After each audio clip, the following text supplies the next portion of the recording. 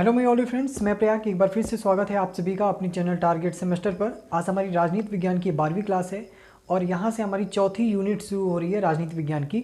और आज का जो हमारा चैप्टर है यहाँ पर है स्वतंत्रता, यानी कि लिबर्टी। हिंदी में स्वतंत्रता जो शब्द है हम लोग अपने जीवन में आज़ादी के रूप में भी इसको देखते हैं, लेकिन हर एक साल जब हम 15 अगस्त को देश की आज़ादी मनाते हैं या फिर स्वतंत्रता दिवस के रूप में मनाते हैं तो इस शब्द से हम बार बार परिचित होते रहते हैं हर साल, ठीक है। लेकिन जो लिबर्टी है इसमें एक और शब्द छिपा हुआ है, जैसे कि आप देख पा रहे होंगे लिबर। अगर हम टी वाई हटा दें तो ये जो लिबर शब्द है इसका मतलब होता है बंधनों का अभाव, ठीक है। तो एक प्रकार से जो अंग्रेजी का वर्ड दिया गया है लिबर्टी, ये नकारात्मक शब्द में है, नकारात्मक फेज़ है, इसका निगेटिव फेज़ है। अभी हम इस पर चर्चा करेंगे जब नकारात्मक और सकारात्मक पर, तब आपको समझ में आ जाएगा कि आखिर ये लिबर्टी क्यों कहा गया है, ठीक है। तो राजनीति विज्ञान की क्लास है, बहुत ही इजी कॉन्सेप्ट है, क्योंकि आप लोग अपने जीवन में देखते हो कि आपके ऊपर कई प्रकार के बंधन होते होंगे, ठीक है। चाहे वो परिवार का हो, चाहे समाज का हो, चाहे पेरेंट्स का हो, किसी भी प्रकार का कोई हो बंधन आप पे लगाया जाता है कि आप ऐसा काम नहीं करेंगे। आपको एक लिमिट होती है किसी भी चीज़ को कार्य करने की, किसी कार्य को करने की, ठीक है। उसके नियम कायदे कानून के अंतर्गत ही आप उस कार्य को करते हैं। लेकिन यहाँ पर स्वतंत्रता के जो प्रकार हैं दो बताए गए हैं। पहला प्रकार है एक नकारात्मक स्वतंत्रता और दूसरा है आपका सकारात्मक स्वतंत्रता, यानी कि निगेटिव लिबर्टी और पॉजिटिव लिबर्टी। इसका मतलब क्या हुआ नकारात्मक सकारात्मक, थोड़ा सा समझने का प्रयास कीजिएगा।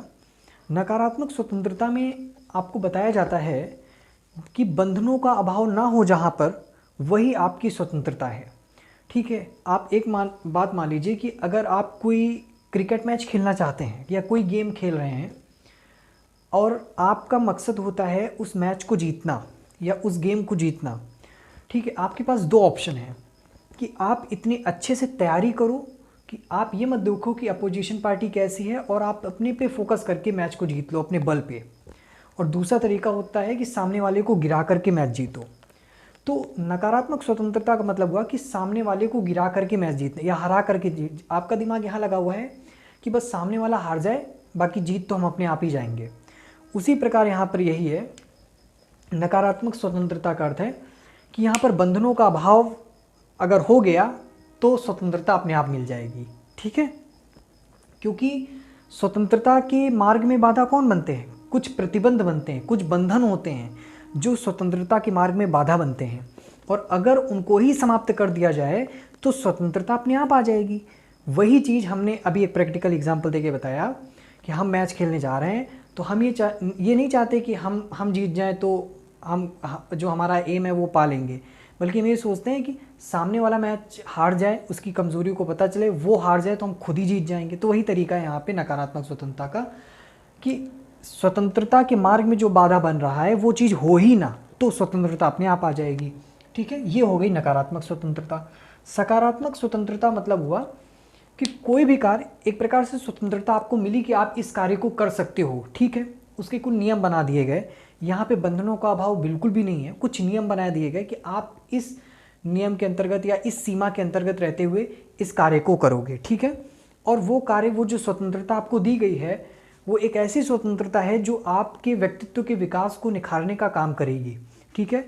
कहते नहीं है कि अगर जैसे आपको यहाँ पर चाहे नीति निर्देश के तत्व हों, चाहे मौलिक अधिकार के तत्व, जो मौलिक अधिकार हैं वो प्रदान किए गए हैं, तो ये सारे क्या होते हैं कि जो हमें अधिकार मिलते हैं इनसे व्यक्तित्व, जो व्यक्ति है उनके व्यक्तित्व का विकास होता है, ठीक है।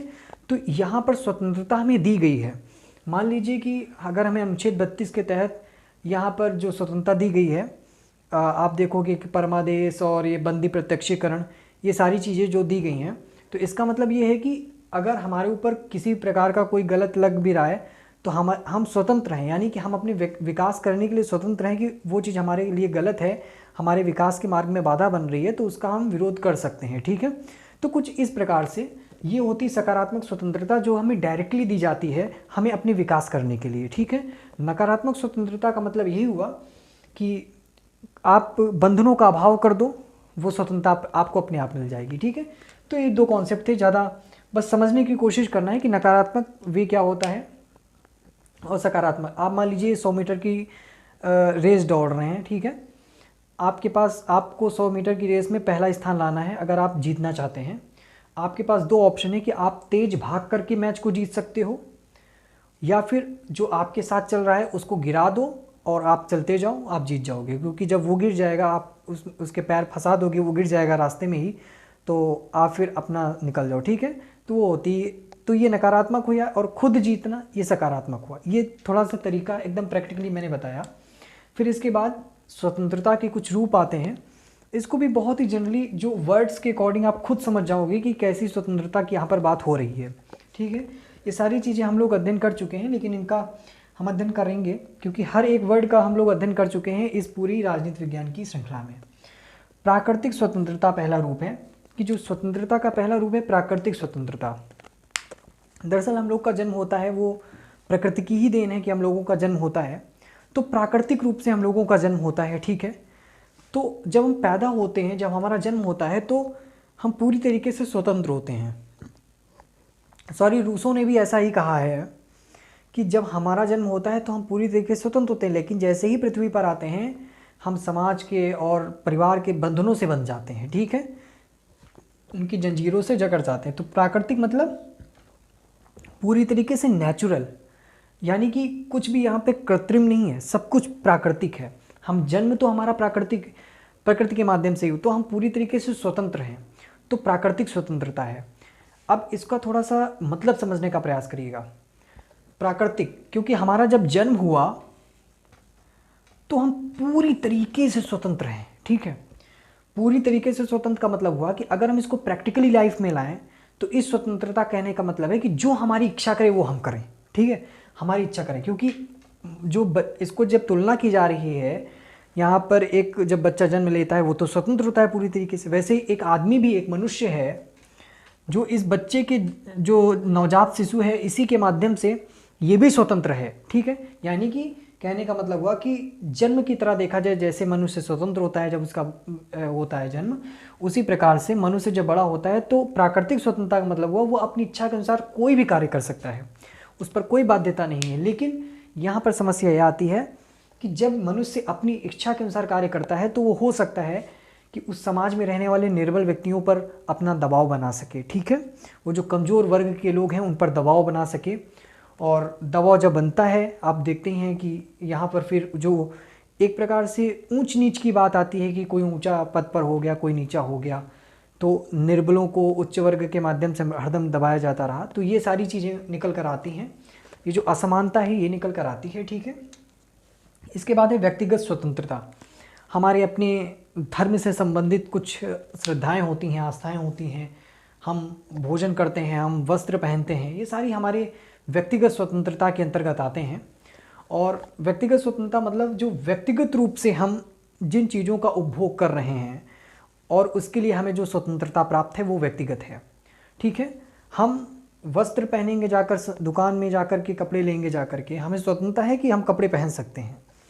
लेकिन कुछ चीज़ें यहाँ पर ध्यान रखनी है, वो हमारी स्वतंत्रता है कि हम कपड़े पहने कि ना पहने, लेकिन आपकी स्वतंत्रता के कारण किसी अन्य की स्वतंत्रता में कोई भी प्रकार की अड़चन नहीं आनी चाहिए। ये चीज़ यहाँ पर ध्यान रखनी होती है। व्यक्तिगत स्वतंत्रता तो है, मान लीजिए कि आप धार्मिक पूजा पाठ कर रहे हैं, ठीक है, आप माइक लगा करके रात में रामायण पढ़ रहे हैं या माइक लगा करके आप अजान कर रहे हैं, लेकिन यहाँ पे कुछ नैतिक नियमों का पालन करना होता है कि अगर वो चीज़ रात में होती है तो आप लोग गौर करते होंगे, जब भी रामायण हो रही होती है या फिर किसी और कुछ भी हो रहा था, लोग टेप जो है उसको धीमे कर देते हैं माइक को, ताकि वो जो आपका स्पीकर होता है उसे धीमा कर देते हैं ताकि अन्य लोगों को यहाँ पर किसी प्रकार का कोई दिक्कत ना हो, कोई यहाँ पर प्रॉब्लम ना हो, ठीक है। क्योंकि रात में बच्चे भी पढ़ने वाले होते हैं और कई लोग सो भी रहे होते हैं, तो कुछ माहौल ऐसा होता है जिसमें यही देखा रह जाए कि हमारी आस्था तो हमारी जगह है लेकिन उससे किसी अन्य को कोई दिक्कत ना हो, ठीक है, इसका भी ध्यान रखना होता है। तो ये व्यक्तिगत स्वतंत्रता के अंतर्गत आ जाता है। अगला है नागरिक स्वतंत्रता।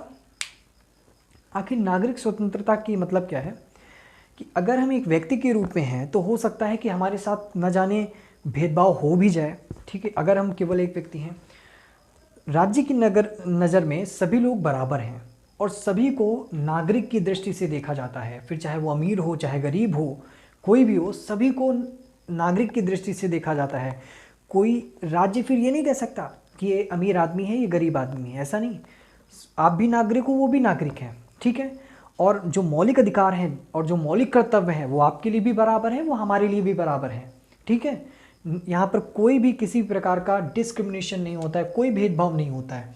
तो नागरिक स्वतंत्रता, जो भी स्वतंत्रता मिली है वो एक नागरिक के तौर पे मिली है और सभी को समान रूप से मिली है। ये नहीं कि मौलिक अधिकार आपको मिले हमें ना मिले, हमें मिले आपको ना मिले, ऐसा नहीं कि जो कर्तव्य आप कर रहे हो वो हमें भी करने पड़ेंगे, ऐसा नहीं है, ठीक है। सॉरी, ऐसा नहीं है कि जो आप कर्तव्य आपको करने पड़े वो हमें ना करने पड़े, हमें भी करने पड़ेंगे, ठीक है। फिर आता है राजनीतिक स्वतंत्रता। सरकार को चुनने का काम जनता का ही होता है। तो राजनीतिक स्वतंत्रता एक नागरिक के रूप में हमारा कर्तव्य होता है कि हम जाएं, वोट डालें, वोट डाल करके अपनी जो मनपसंद सरकार है जो हमारे हितों का ध्यान रखती हो उसको हम चुन सकें। तो ऐसा नहीं है कि ये सिर्फ अधिकार हमें ही प्राप्त हैं या उच्च वर्गों वालों को ही प्राप्त हैं या किसी निम्न वर्ग वालों को ही प्राप्त हैं, ऐसा नहीं होता। ये अधिकार आपको भी प्राप्त हैं, ये हमें भी प्राप्त हैं, ये उच्च वर्ग वालों को भी प्राप्त हैं, ये निम्न वर्ग वालों को भी प्राप्त हैं, ये सबको प्राप्त हैं। ये स्वतंत्रता ही है, ठीक है। यहाँ पर भी कोई भेदभाव नहीं, ये भी स्वतंत्रता है। तो ये हुई राजनीतिक स्वतंत्रता। और भी राजनीतिक स्वतंत्रता के अंतर्गत कई अन्य पहलू आते हैं, लेकिन शब्द से ही उसका अर्थ निकल रहा है। इसके बाद होती है आर्थिक स्वतंत्रता। आर्थिक स्वतंत्रता का मतलब होता है कि हम अपने पेट पालने के लिए, पालन पोषण के लिए, अपने जीवन के भरण पोषण के लिए जो भी कृत्य यहाँ पर करते हैं, जो भी क्रियाएं प्रक्रियाएं गतिविधियाँ करते हैं, उसके लिए हम पूरी तरीके से स्वतंत्र हैं। लेकिन कभी कभी आप देखते होंगे कि कुछ अवैध कार्यों पर यहाँ पर प्रतिबंध लगाया जाता है। अवैध कार्य नहीं, वैध कार्य जो राज्य के हित के नियम के अंतर्गत आते हों, जो राज्य के हित में हों और राज्य के नियम कानूनों के अंतर्गत आते हैं, संविधान का पालन करते हो, ऐसे कार्यों को आप कर सकते हैं अपने भरण पोषण के लिए। आप धन कमाने के लिए कर सकते हैं, ठीक है। आप धन कमा सकते हैं, ये आपकी स्वतंत्रता है।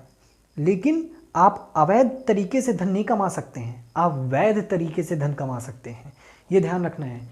तो धन कमाने की स्वतंत्रता तो है, लेकिन आप अवैध रूप से धन नहीं कमा सकते, आप वैध रूप से धन कमा सकते हैं सिर्फ, ठीक है। और एक चीज़ ध्यान रखनी है कि आप वैध रूप से धन कमा तो सकते हैं, लेकिन जिस वैध रूप से कमा सकते हैं, आपको वैध रूप से धन कमा तो नहीं, लेकिन आपका शोषण भी ना हो रहा हो, ये भी आपको ध्यान में रखना है, ठीक है। पता चले आप कमा तो रहे हैं लेकिन मालिक आपसे बहुत गंदे बर्ताव कर रहा है, आपसे शोषण कर रहा है, आपको जहाँ 100 रुपये देने चाहिए थे वो 85 रुपया दे रहा है, आपसे काम 8 घंटे की जगह 12 घंटे करा रहा है, ये चीज़ें नहीं है। स्वतंत्रता मतलब आप हर मामले में स्वतंत्र हैं, ना तो आपसे कोई शोषण कर सकता है और आपका जो अपना अधिकार है आप उसको भी प्राप्त करने में स्वतंत्र हैं, ठीक है। इसके बाद आती है राष्ट्रीय स्वतंत्रता। राष्ट्रीय स्वतंत्रता का मतलब है कि राज्य नियम कायदे कानून सब संविधान के माध्यम से बनाता है। अब कोई अन्य देश आकर के भारत पर दबाव नहीं डालेगा तुमको कानून बनाना ही पड़ेगा। ये हमारी राष्ट्रीय स्वतंत्रता हुई। राष्ट्र भी अपना स्वतंत्र है ना। कहते हैं कि जैसे संप्रभु, आपने सुना होगा संप्रभुता। तो संप्रभुता का मतलब होता है कि हम अपने आप में संप्रभु हैं और हमारा किसी अन्य देश से कोई मतलब दबाव नहीं बना सकता है कोई भी ऐसा। तो इसी प्रकार से हमें राष्ट्रीय स्वतंत्रता भी है, हम अपने राष्ट्र के कार्यों को करने में स्वतंत्र हैं एक राष्ट्र के रूप में, ठीक है, ये ध्यान रखना है। इसके बाद आती है नैतिक स्वतंत्रता। नैतिक स्वतंत्रता का मतलब है कि हमारे जितने भी नैतिक कार्य हैं उनको लेकर भी स्वतंत्रता होती है। आचरण और सदाचार और बाकी जितना भी आप अपने जीवन में देखते हैं धर्म से संबंधित और बाकी अपने आप के आचरण व्यवहार, ये सारी चीज़ें स्वतंत्र हैं इसमें। लेकिन फिर भी यहाँ पर एक चीज़ कॉमन है कि आपकी स्वतंत्रता किसी अन्य व्यक्ति की स्वतंत्रता का हनन ना कर रही हो, ये चीज़ यहाँ पर ध्यान में रखनी है, ठीक है। तो ये सारी स्वतंत्रताएं थी, बहुत ईजी।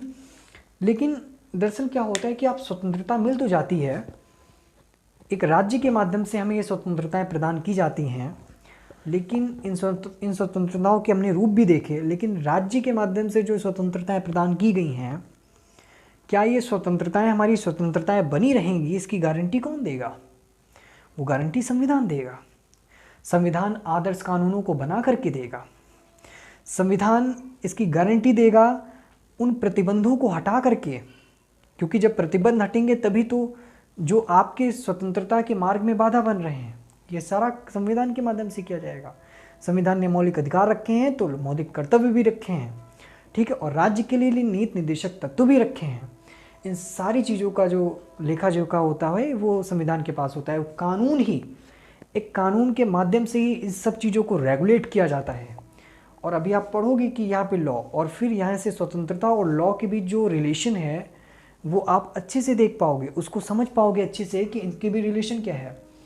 तो स्वतंत्रता आपकी है, इससे कहीं ज़्यादा ये मायने है कि वह स्वतंत्रता आपके पास कब तक बनी रहती है, उसको संरक्षित रखना भी आपका कर्तव्य है। मान लो आप खड़े हो और आपको आके कोई कंटाप मार जाए तो वो आपकी स्वतंत्रता पर एक प्रकार से प्रश्न चिन्ह खड़ा करेगा।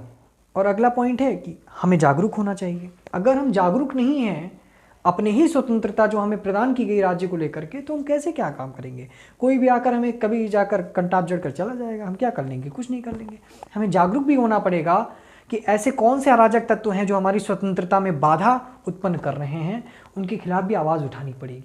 ठीक है, तो ये सारी चीज़ें होती हैं और इसी प्रकार से इनका संरक्षण किया जाता है। पूरे मोटे मोटे तौर पे समझें तो संविधान और कानूनों के माध्यम से ही इसका संरक्षण किया जाता है स्वतंत्रताओं का, जो हमारे राज्य के माध्यम से में यहाँ पर प्रोवाइड कराई जाती हैं। ठीक है, लेकिन पूरी सब कुछ वैध होता है, आपको पता ही है। और बाकी स्वतंत्रताओं के रूप में आप देख लीजिएगा। ये चैप्टर यहाँ पर क्लोज करते हैं। बहुत ईजी था, इसको प्रैक्टिकली मैंने समझाने का कोशिश की। आई होप कि आप लोग को समझ में आ गया होगा। वीडियो अच्छी लगी हो तो लाइक कर दीजिएगा। इस वीडियो को ज़्यादा से ज़्यादा अपने फ्रेंड सर्कल में शेयर कर दीजिएगा। तो आज के लिए फ़िलहाल हमारे साथ जुड़ने के लिए आप सभी का बहुत बहुत धन्यवाद। मिलते हैं कल, जिस पे हम बात करेंगे इक्वालिटी यानी कि समानता पर। बहुत बहुत धन्यवाद आप सभी का।